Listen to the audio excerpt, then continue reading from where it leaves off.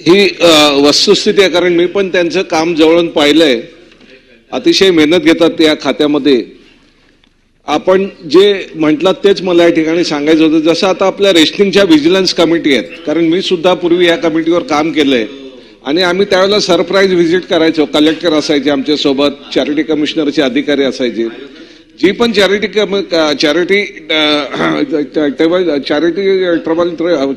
ट्रस्टच्या खाली जे हे आहेत हॉस्पिटल रजिस्ट्रेशन आपल्याकडे, त्या सगळ्यांचं म्हणजे जसं रेशनिंगची व्हिजिलन्स कमिटी आहे त्या पद्धतीने कुठेतरी महिन्यातनं एकदा त्या दक्षता कमिटीची बैठक व्हायला पाहिजे आणि तो अहवाल डायरेक्ट तुमच्याकडे आला पाहिजे. कधी कधी काय होतं की त्या ठिकाणी जिल्हाधिकाऱ्यांकडे तो अहवाल जातो, मग त्यावेळेला कुठे जर अडचणीचा असेल तर मग जिल्हाधिकारी आपल्या सोयीनुसार त्या ठिकाणी घेत असतात.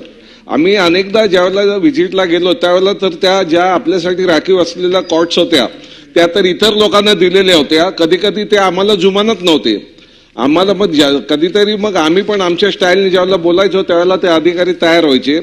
अनेकदा जसं आता ताईंनी सांगितलं की बोर्ड लागायलाच पाहिजे, बाहेर ते एकतर बोर्ड लावत नाहीत.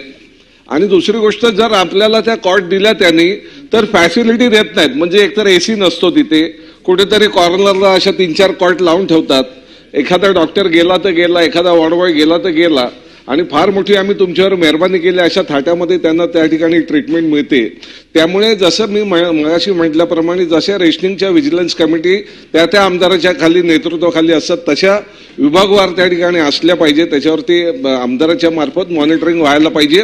तो अहवाल डायरेक्टली तुमच्याकडे आला पाहिजे.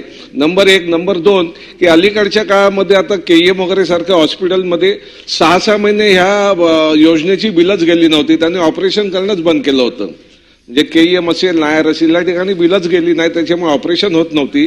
तर कृपया आपण याची नोंद घ्या, कारण बिलं न गेल्यामुळे ते ऑपरेशन केईएमला याची महात्मा फुले आणि आयुष्यमान यांची जी आपण हार्टच्या ऑपरेशनसाठी मंजूर करतो ती बिलच पेमेंटच जात नाही त्यांना, त्यामुळे ते ऑपरेशनच झाली नव्हती तिथे. हा मला स्वतःला आलेला अनुभव आहे. मी या संदर्भाने एका अधिकाऱ्यांशी बोललो पण होतो. तर कृपा करून त्याचीही नोंद घ्या आपण, आणि मी ज्या काही सूचना केल्या त्यानुसार आपण या ठिकाणी त्याची अंमलबजावणी व्हावी अशी माझी विनंती आहे.